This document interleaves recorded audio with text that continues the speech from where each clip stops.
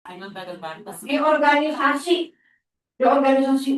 "Ya, kita mau beli seragam." Ya, seragam 51. Keliling-keliling. Telepon akhirnya si bendahara tuh. "Bu, yuk ada seragam teh. Tapi cuma 50, yang satunya gradasi warnanya rada beda. Beli. Biar yang satu buat saya aja. Kagak masuk neraka gara-gara salah ngomong." Santai aku. Kalau ukurannya itu, hidup tuh enak, Bu. Kira-kira kalau di Badan disebutin nama tetangga otomatis kita masuk neraka nggak? Nggak, efek.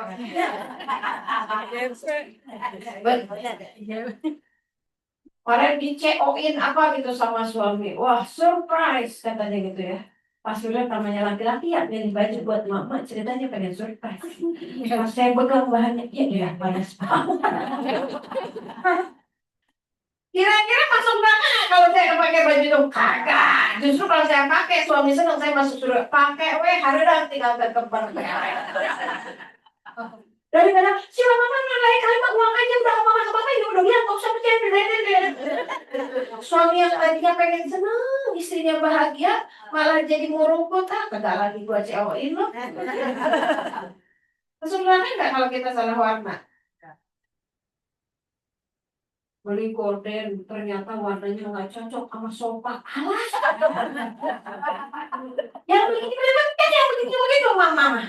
Ya kan mau masak, bang apa gitu jadinya kayak kok kayak gini ya, alah aja lah nggak akan masuk neraka. Itu prinsip saya. Kalau sesuatu itu bakal kita masuk neraka, baru itu kita bikin masalah. Sakit, otomatis bikin masuk neraka kagak? Kagak. Kagak otomatis kan? Tergantung kita meresponnya gimana. Ya udah biasa aja. Saya ini kalau di roris apa? Di list itu penyakitnya banyak banget tuh. Terakhir saya kena TMJ disorder. Apaan lagi itu ya? Kebanyakan main aku. Jadi tulang rahang saya out of the track, keluar. Jadi kalau udah kerasa telinga saya ini sakit, nggak bisa noleh, nggak bisa gimana sakit aja.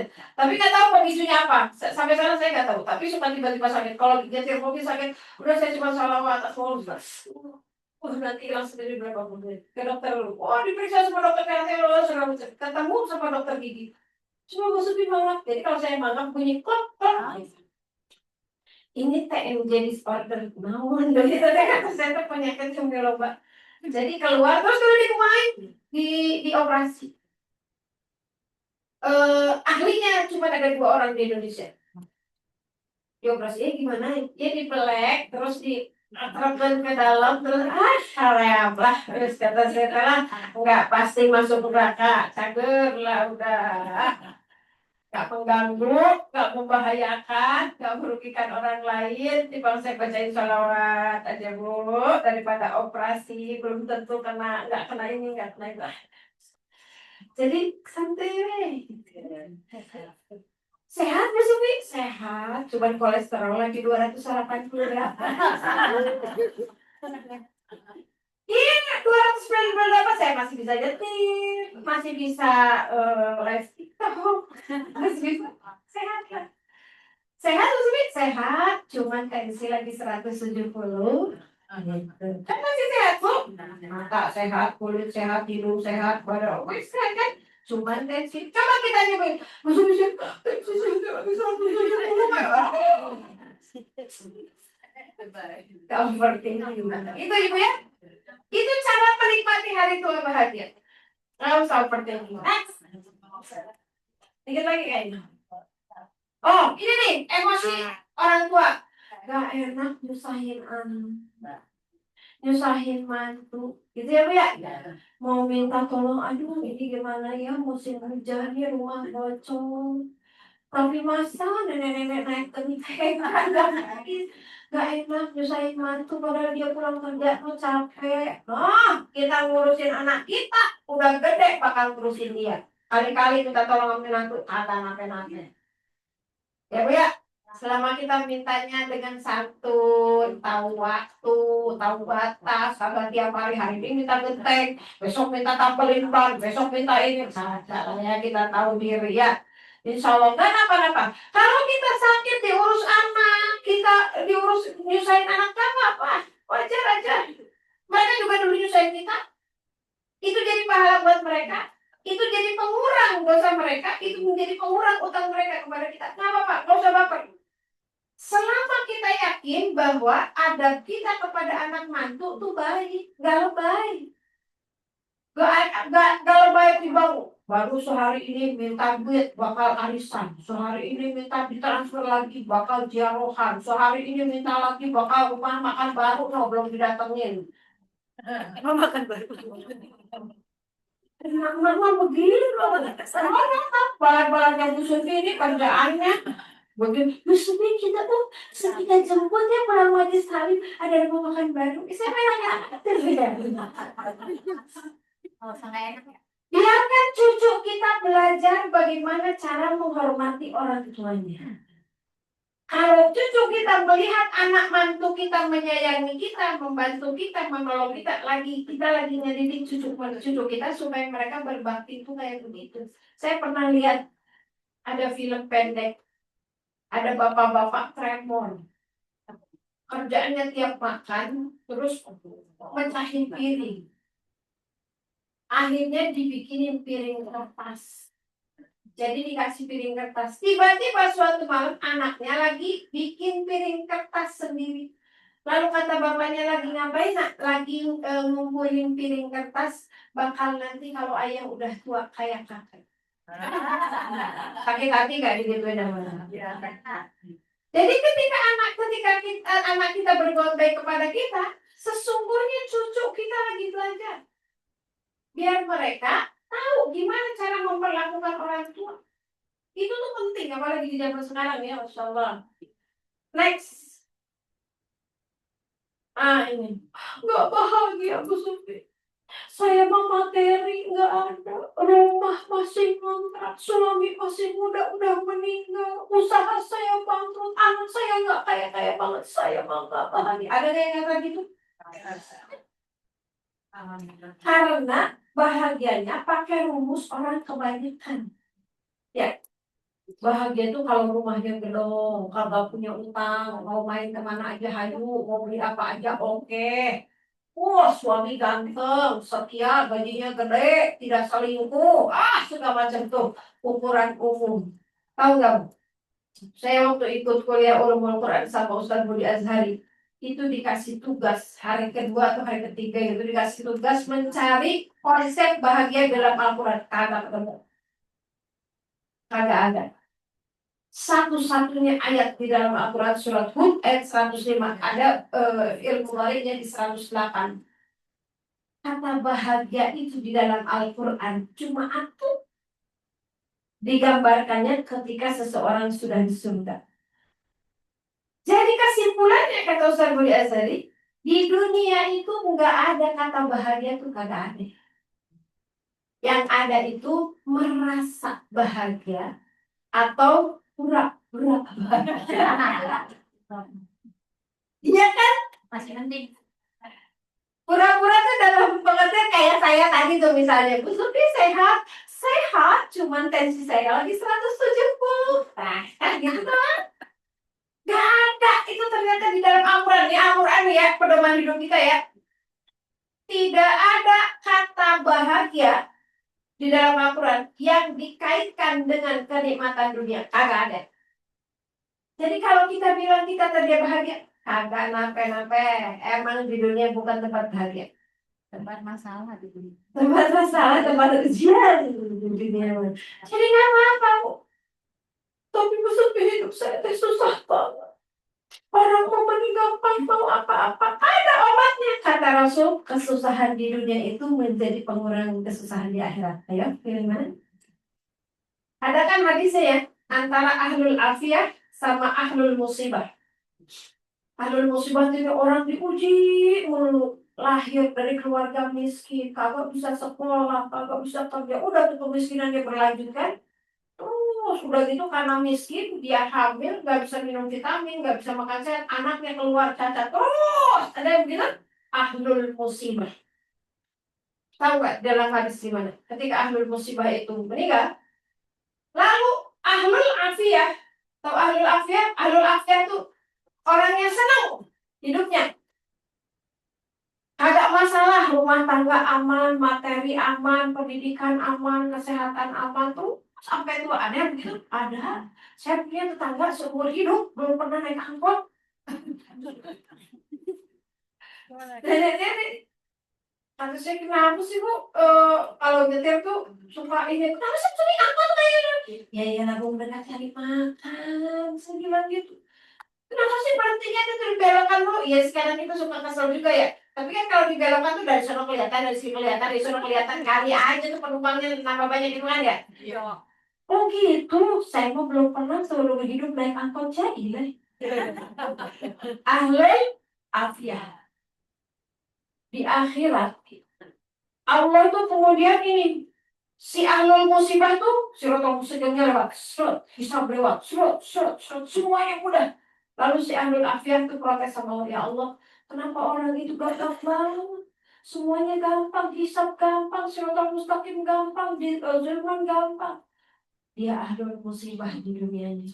Sekarang saya ganti dengan kemudahan di akhirat. Lalu si ahlul afiyah itu bilang sama Allah, ya Allah izinkan saya hidup sebentar saja. Lalu cabik-cabiklah seluruh bagian tubuh saya supaya saya menjadi ahlul musibah seberat-beratnya musibah. Coba, apa yang bikin sedih untuk umat Islam? La tahzan innallaha ma'ana. Gak usah sedih. Jadi kalaupun misalnya kita sedih, ya Allah, ternyata saya nggak punya makanan, saya harus saum. Alhamdulillah, dapat pahala saum. Nanti ahlul musibah itu diganti dengan ahlul afiyah di akhirat. Mana yang lebih senang? Jadi ahlul afiyah di dunia atau ahlul afiyah di akhirat? Jadi santuy aja kalau kita punya itu tuh. Di dunia wal akhirat Musumi. Ini ya. Satu aja nggak bisa. Wa minhum may yaqulu rabbana atina fid dunya hasanah wa fil akhirati hasanah wa qina adzabannar. Apa pengertian fid dunya hasanah?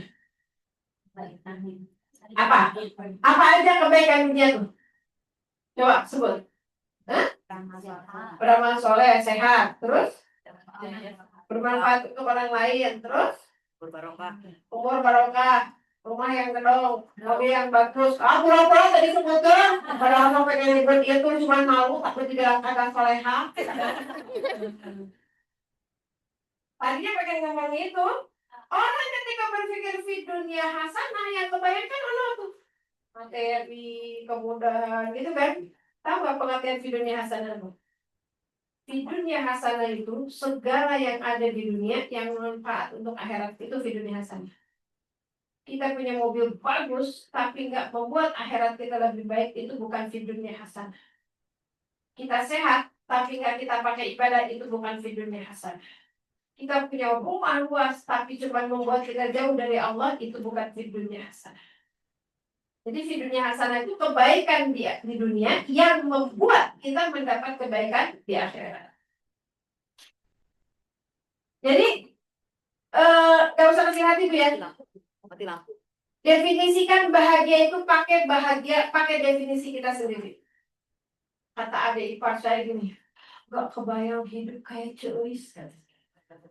Saya tuh hidup rumah tangga saya kalah sama SPBU.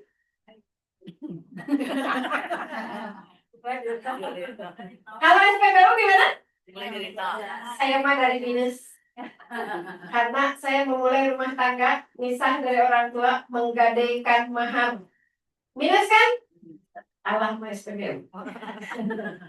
Semua pahit getirnya tuh udah itu. Adik-adiknya suami tuh rumahnya berondong-rongga. Pokoknya saya mah paling sederhana gitu ya. Terus kata adik ipar saya, gak kebayang hidup kayak Celis. Saya bangun, emang kenapa? Karena bahagia. Salah aja. Jadi orang paling bahagia menurut saya. Ya tuh gak kebayang katanya. Suami saya gak punya penghasilan tetap. Tapi kan tetap punya penghasilan. Suami saya tidak bekerja tetap. Tapi kan tetap bekerja. Ya kan? Rezeki bukan pekerjaan yang menentukan kan ya. Udah. Ternyata nyampe juga di titik ini. Anak saya udah kelar semua 31 mahasiswa. Kuliahnya di SDIT semua. Tahu SDIT? Sekolah Dasar Islam Termahal. Sekolah Islam terpadu tergantung pada diri. Next. Jadi santai aja Bu. Takut mati. Nah ini perasaan orang tua nih, ya kan? Takut mati, takut ditinggal mati, takut mati duluan, terus nanti suami saya kawin lagi. Bahaya weh. Kata saya Bibi, kalau ibu meninggal duluan, Abi mau nikah lagi gak? Itu bukan urusan ibu, nanti ibu di akhirat akan gak begini.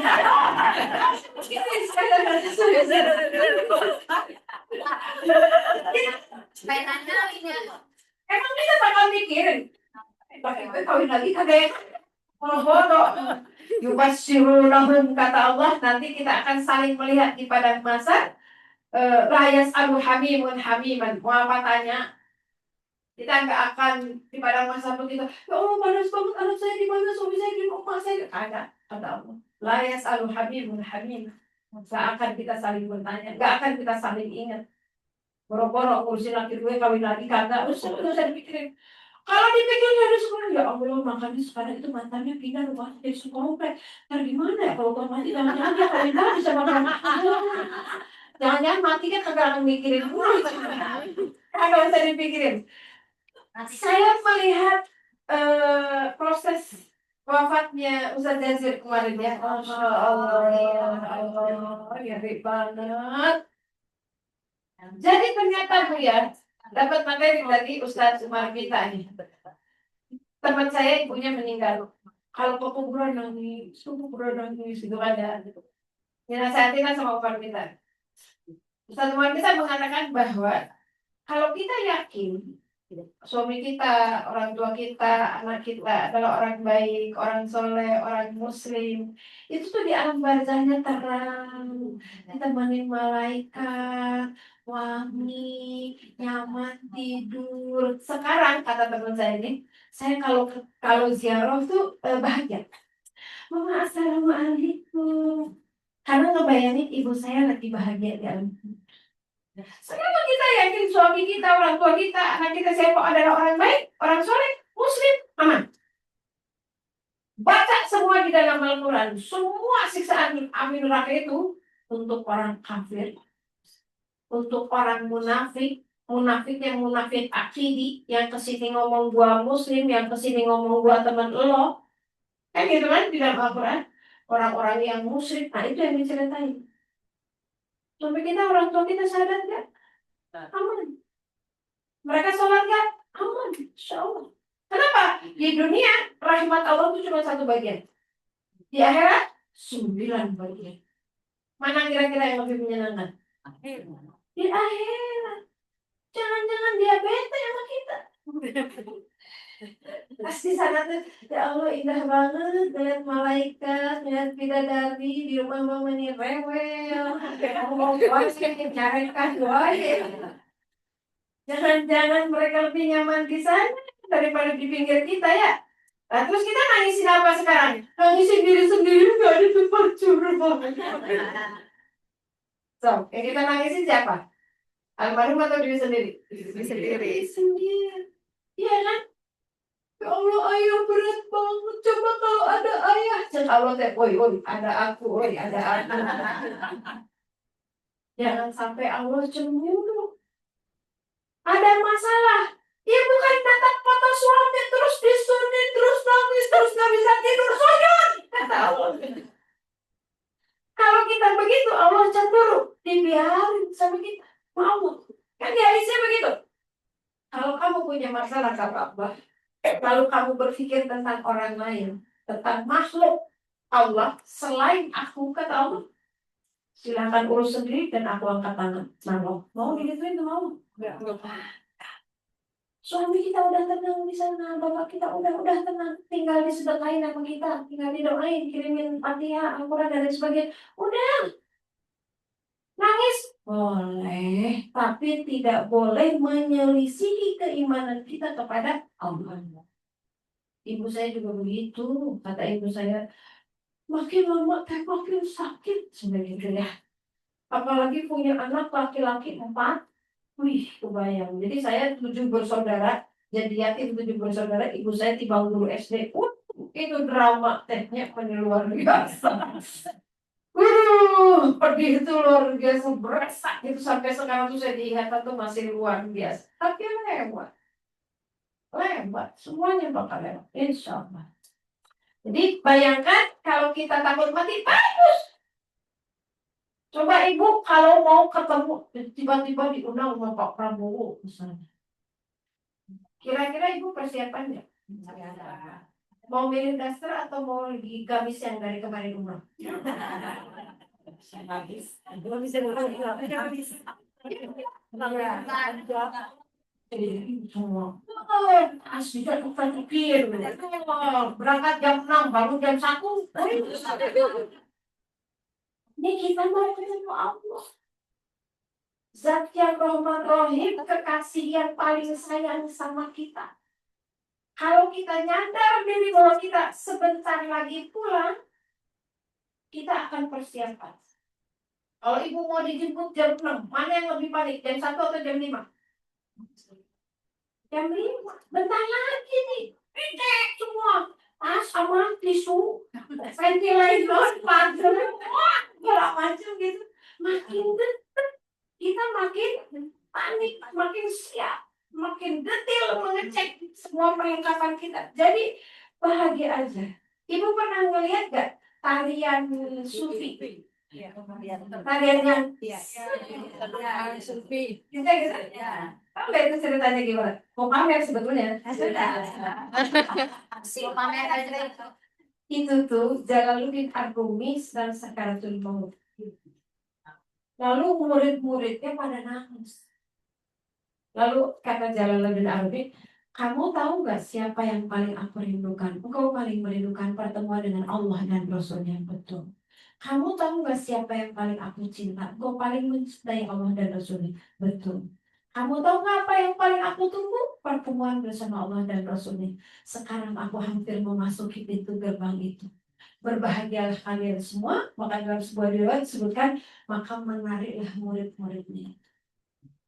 Menunjukkan rasa bahagianya orang malah gitu-gitu tadi. Dan sekarang tuh mau tahu gimana gaya. Maka juga lah, nggak boleh lah ya. Sesuai hurufnya masing-masing, sesuai adatnya masing-masing. Tapi paling tidak itu memberikan gambaran bahwa kematian itu tidak menyeramkan. Kematian itu indah. Karena kita akan bertemu dengan Allah yang memegang 9 bagian rahmat di antara 10. Satu rahmat aja sekarang di dunia dibagikan sama Allah seluruh makhluknya dari zaman Adam sampai zaman nanti manusia yang terakhir diwafatkan. Kita udah sebahagia ini. Saking bahagianya kalau ibu suruh pulang besok, ada yang mau? Tidak kan? Saking senangnya kita di dunia. Ini baru dengan satu rahmat. Nah, entar di akhirat itu 9 rahmat. Bayang bu, membahagiakannya. Kulit kita kagak keriput lagi nanti. Melasma nggak ada. Kalau sekarang kita overweight nanti malah langsing kayak bidadari. Next, 5 menit lagi lah. Fetty Vera udah lewat. Fetty Vera udah lewat. Ya 5 menit lagi. Tahu aja lah. Mantan penyanyi.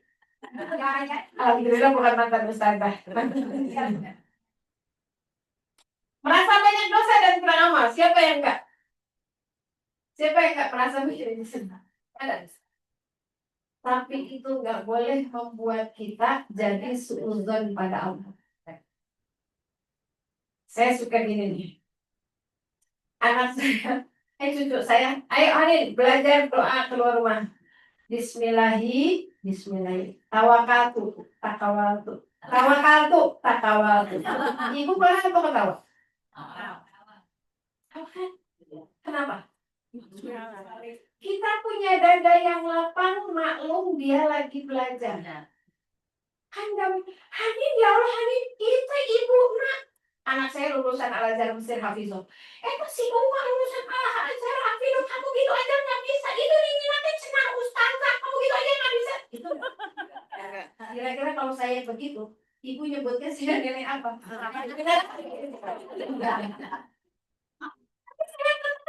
Takawaltu.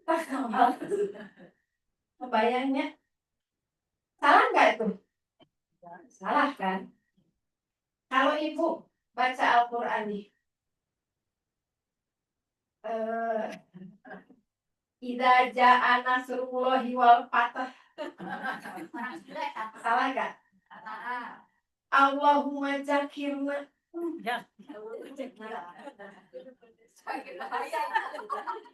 Bahaya orang yang biologi ngerti. Allahumma zakirna. Lah ibu pernah kita punya buat zakat. Kira-kira Allah gimana tuh bu kuliah kita? Kan barang Allah nggak akan mana udah tua juga nggak bisa ngebedain dak sama ja dosa siap kira-kira begitu nggak sih atau Allah teh itu yang lagi belajar ketukar huruf ra sama huruf za harusnya ya Allah ingatkan saya jadi ya Allah idamkan saya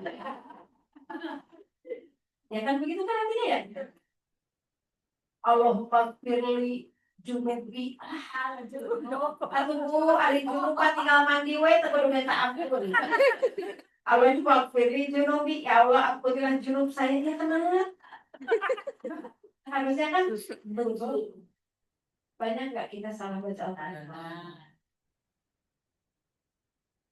kayaknya kalau rumusnya cuma kalau salah dapat dosa kalau benar dapat pahala kita puluhan tahun membaca Al-Quran kayaknya banyak dosanya sih pahala ya kan tapi ada kasih sayang Allah cuman kita harus tahu diri kalau kita dimaklumi disayangi Allah ya jangan salah terus ya kan nah, kalau saya ke rumah Bu Virus nih Virus kan baik banget tiba-tiba saya datang saya nendang pot bunganya kira-kira Bu Virus gimana parah gak?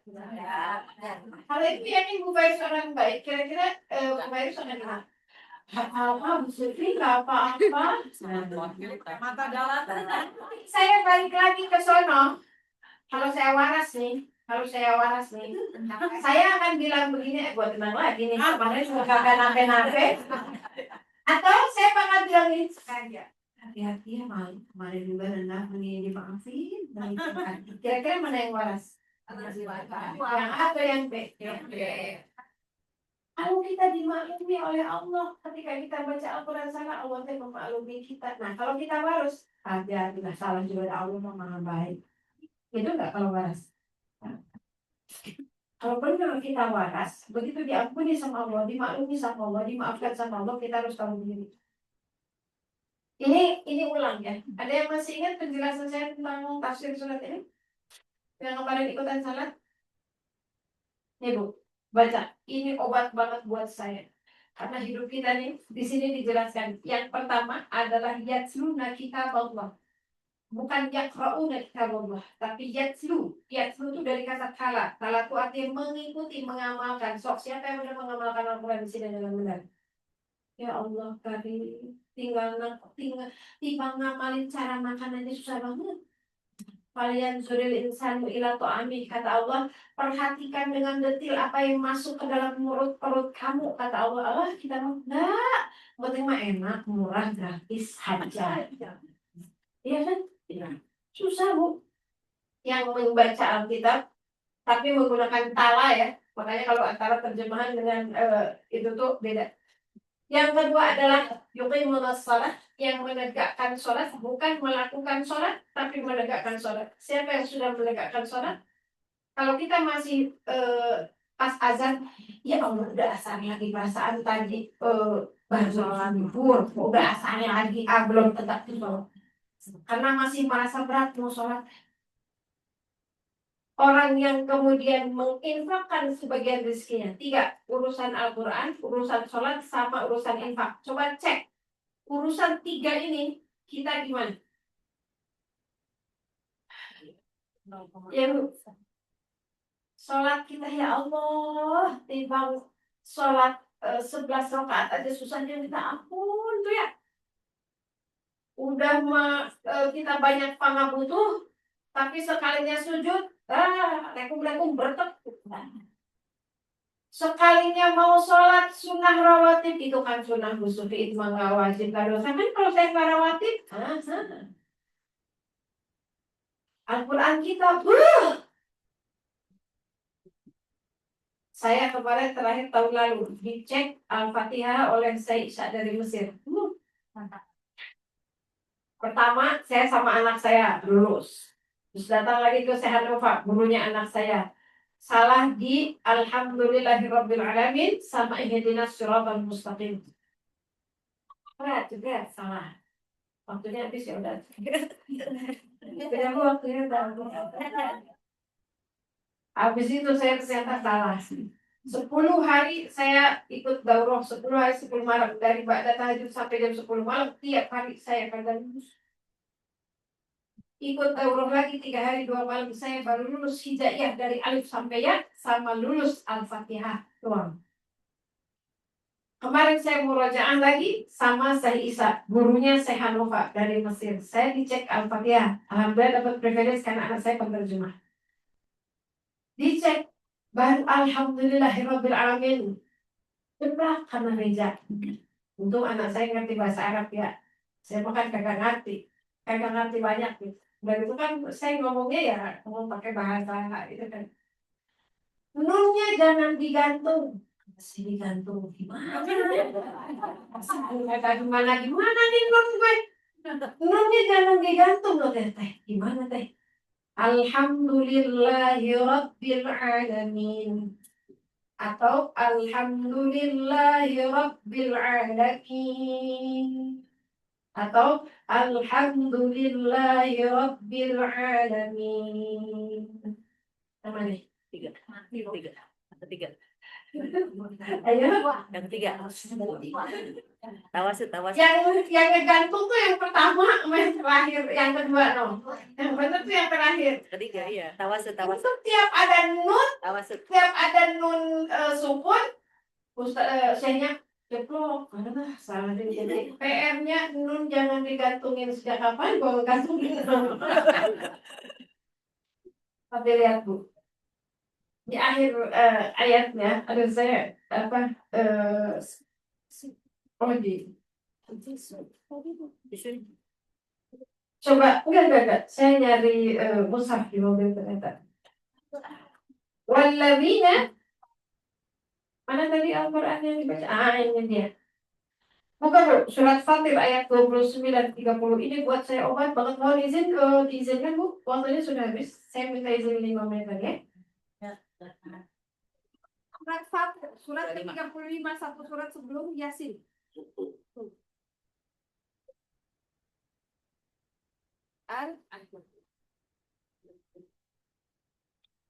Ayat 29 ayat 30.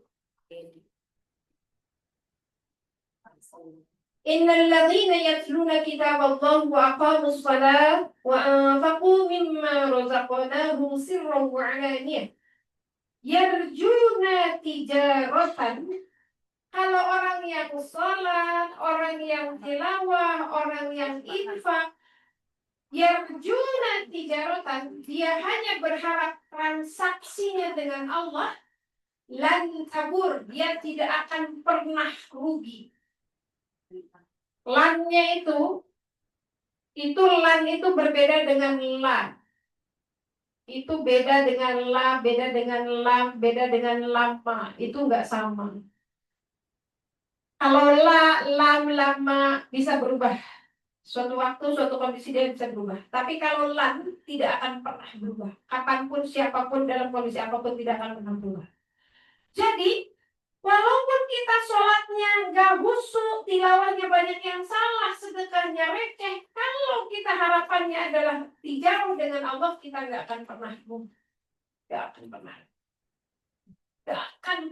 lan itu Allah. Tapi kan Bu Sumi kalau salah bacaannya dapat dosa, betul, dapat dosa. Tapi kalau kita niatnya ikhlas dijauh dengan Allah, ketutup itu dengan rahmat rahimnya Allah. Liwafiyahum ujurahum. Kata Allah supaya aku sempurnakan pahala baginya. Allah yang menyempurnakan pahala kita. Bukan fasihnya bacaan kita, bukan khusyuknya sholat kita, bukan banyaknya infak kita. Liwafiyahum ujurahum wa yazidahum min fadli, dan aku yang mendapatkan kalian, kata Allah. Kenapa? Innahu, karena sesungguhnya Allah itu Ghafurun, Maha Pengampun, Syakur, dan Maha Mensyukuri. Allah tuh Maha bersyukur. Ada yang bisa menjelaskan kenapa Allah Maha bersyukur? Harusnya yang bersyukur kan kita ya. Ini Allah bilang, aku tuh Maha bersyukur. Saya tanya sama Ustaz, ini maksudnya apa sih, Ustaz? Ibu, kalau ibu dikasih sama cucu ceplok telur, terus gosong, ibu mau bilang apa? Misalnya hari ibu nih, terus cucu ibu ngasih ceplok telur gosong, ibu mau bilang gimana? Makasih ya Allah, enak banget. Dalam hati pasti pahit. Terus ada gambar di pinggir piringnya tuh, ada kertas. Gambarnya gambar orang lidi, kelopek jidah. Bagus gak gambarnya? Bagus ya? Tapi saya bilang apa? Bagus banget. Kenapa saya bilang bagus? Saya bukan lihat gambarnya, tapi saya lihat spiritnya. Saya lihat niatnya. Saya lihat semangatnya. Itu teh kita yang Rahman Rahimnya cuma sebutir debu. Udah bisa mentoleransi gambar jelek kita bilang bagus, ceplok telur gosong kita bilang enak. Lalu kita bilang terima kasih. Padahal gambarnya jelek, telurnya gosong. Allah itu Maha berterima kasih kepada kita. Terima kasih masih mau sulit. Terima kasih masih mau tilawah Quran. Terima kasih masih mau bersedekah. Receh apapun sedekah itu. Setidak khusyuk apapun sholat kita. Sengaco apapun bacaan kita. Selama kita tijarah dengan Allah dan kita terus proses menjadi lebih baik, Allah akan tersenyum kepada kita. Walaupun bisa jadi bacaan kita salah, sholat kita bagus. Nah, itu buat saya tuh ayat ini tuh paling jadi obat, karena jujur ya, sampai setua ini teh ya Allah, kadang-kadang saya tuh kalau kata anak saya, nah ibu teh hafalannya boleh teangges-angges ya Allah. Udah seminggu 4 kali juga masih segini-gini aja gitu ya. Ujian 1 juz lulus, udah nambah kan 1 juz. Untuk ujian juz yang ini nggak bisa lulus kalau yang ininya kagak dimurojaah.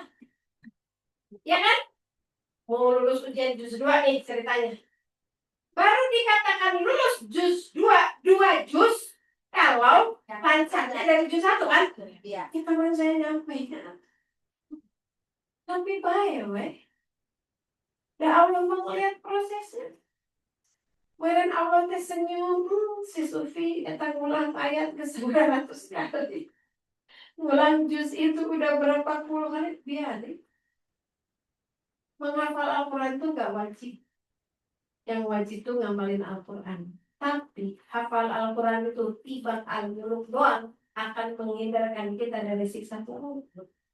Tiba Al-Imran sama Al-Baqarah doang bisa membuat payung di padang masa kita agak kepanasan. Apalagi kalau hafal 30 juz. Aman. Next. Ini bukan Al-Ahqaf ayat 15 ya. Az-Zumar ayat 53. Kenapa sih kalau tadi Al-Ahqaf itu salah kayak.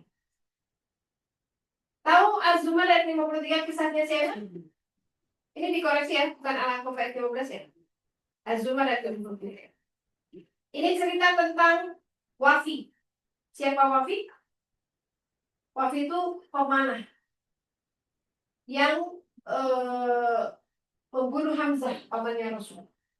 Dia membunuh Hamzah, dirobek dadanya, dikeluarkan jantungnya, diiris, dimakan, dijemur, jadi kalung. Tapi kemudian dia tobat. Cuman dia kecil hati, ya Allah, dosa saya banyak banget, kayaknya kagak diampuni deh. Sampai turun 3 ayat. Ini ayat yang ketiga, coba perhatikan Bu. 53 Az-Zumar ayat 53. Qul ya ibadiyalladzina, kata Allah, asrafu ala anfusihim. Katakan wahai Muhammad kepada hambaku yang berlebihan kepada dirinya sendiri. Wafi itu dosanya banyak. Sampai dia tuh nggak pede mau masuk Islam saking merasa dosanya banyak. Tapi gimana Allah manggil? Allah nggak bilang wahai si pendosa. Allah nggak bilang begitu. Allah bilangnya ya ibadi wahai hambaku. Kira-kira kalau kita ngukur, kita kan nggak ngebunuh orang, nggak seperti Wafi. Kita nggak berzina, kita nggak main khamr, kita nggak main judi. Kira-kira kita dipanggil apa sih itu sama Allah? Masa kita dipanggil wahai si pendosa, wahai yang bacaan Qurannya terbalik-balik, wahai yang sholatnya terhusu-husu, wahai yang sedekahnya receh mulu. Allah memanggil si pendosa itu dengan panggilan ya ibadiyalladzina usrifu ala anfusihim. Wahai hambaku, jangan lebay sama diri sendiri. Aku ini maha pengampun. Udah, yang terakhir aja deh. Udah. Aku tinggal mati. Udah, ceritanya cuma 3. 1 dari 3. Kita mati duluan, kita ditinggal duluan, atau kita tinggal bareng. Nah, nggak usah di. Nah, ini sebetulnya bahannya seru nih. Tapi udah waktunya udah habis. Ya. Ada yang suka ribut sama si Aki di rumah? Aki-aki delitan, aki-aki pundungan, ini baperan. Ribut aja kan si Aki ini. Itu teh antropos versus manopos. Udah senyumin aja lah kalau ngerti ilmunya. Kalau nggak ngerti sama iya.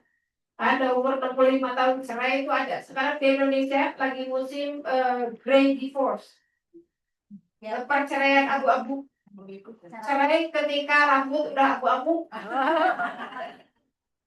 Kenapa cari? Suami saya sudah berubah. Lain berubah, eta mah fase kayak begitu emang next. Terus saya mau ngasih oleh-oleh. Kalau mau nggak frequent, banyakin aktivitas belajar yang tadi ya, cari tahu terus, banyakin baca buku dan seterusnya. Menghafal Al-Quran kata Rasul. Kalau kita menghafal Al-Quran, manfaatnya 2 untuk kita yang kaitannya dengan umur yang usia. Kita nggak akan figur dan kita tidak akan balelo pada saat sakaratul maut. Insyaallah. Saya sudah membuktikannya dengan ibu saya, Masya Allah. Dalam keadaan sakaratul maut dia lebih sadar daripada saya.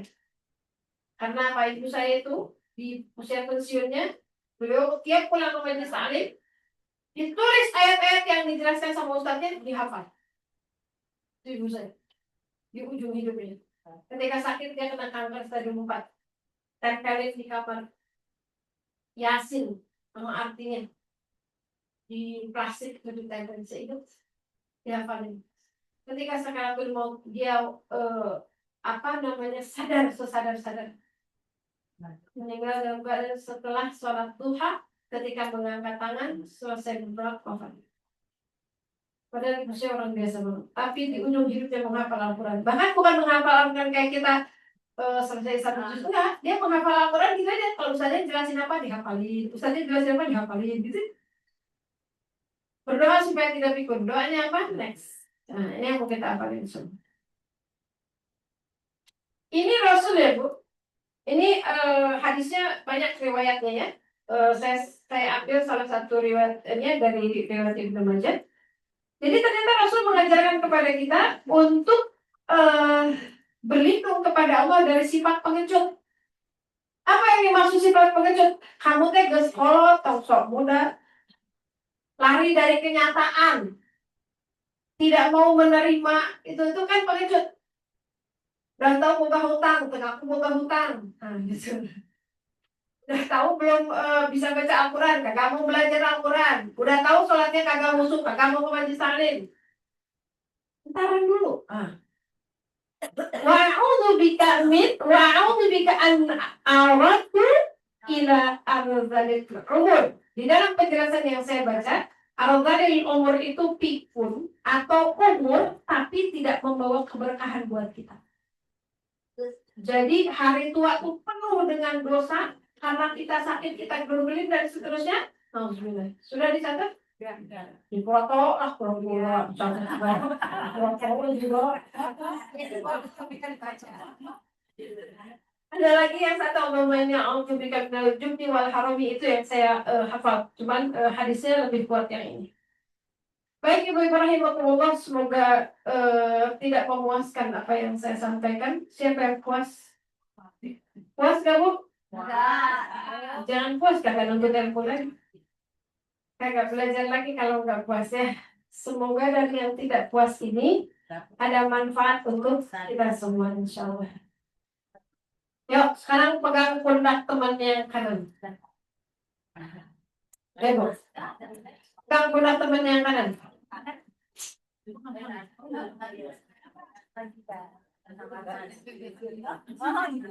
Boleh?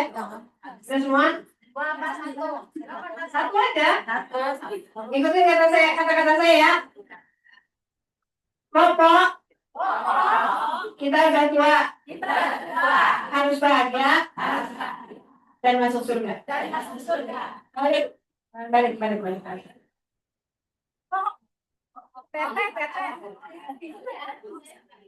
Cek. Jangan ngomong doang. Amalin ya. Biar kita ketemu di surga. Sekarang terakhir. Bongkar. Terakhir. Dua-duanya. Pijetin.